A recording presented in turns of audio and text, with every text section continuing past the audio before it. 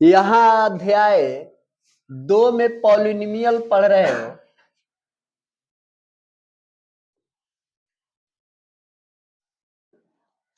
इसमें भी पढ़ा है रैखिक, द्विघात, त्रिघात पढ़ा है ना। 10th क्लास में आपको द्विघात बहुपद तक ही जानना है, त्रिघात बहुपद थोड़ा सा दिया है। द्विघात बहुपद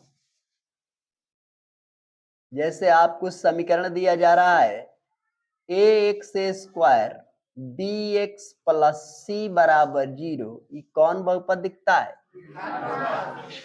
कौन बहुपद है? द्विघात बहुपद के मूल अल्फा, इसको क्या पढ़ेगा? अल्फा और बीटा, बी ऐसे बड़ा करके ऐसे कर देगा तो क्या कहलाएगा? बीटा हो तो अल्फा जोड़ beta is equal to minus B by a. सूत्र बन गया। क्या बन गया? सूत्र बन गया। देख लो, अल्फा प्लस बीटा, इसे मूल है दोनों ना, वहीं लिखा है कि मूल अल्फा और बीटा। द्विघात बहुपद के दोनों क्या है?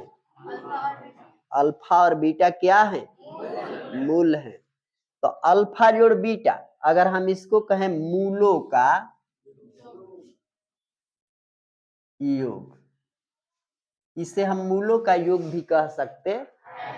मूलों के योग बराबर माइनस बी बाई, चाहे अल्फा जोड़ बीटा बराबर एक होता है अल्फा इंटू बीटा, का मतलब हुआ सी बाई, ये सूत्र हो गया, यानी मूलों का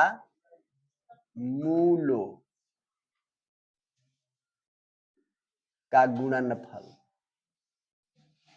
ये मूलों का गुणनफल का सूत्र है ना।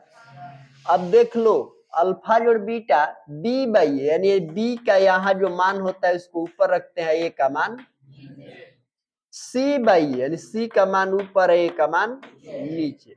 एक आता है त्रिघात बहुपद, a x cube b x square c x plus d बराबर, ये त्रिघात बहुपद हो गया ना। तो त्रिघात बहुपद में कितने मूल होंगे? मूल alpha beta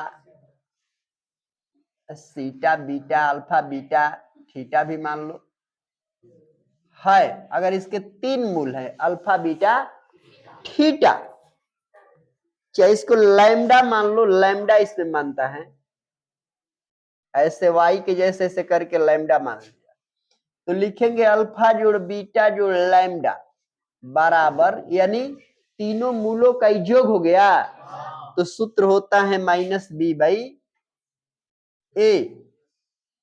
alpha into beta into lambda,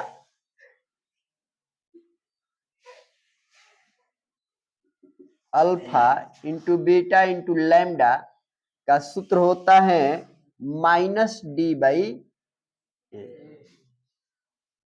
इस सूत्र लिख लो।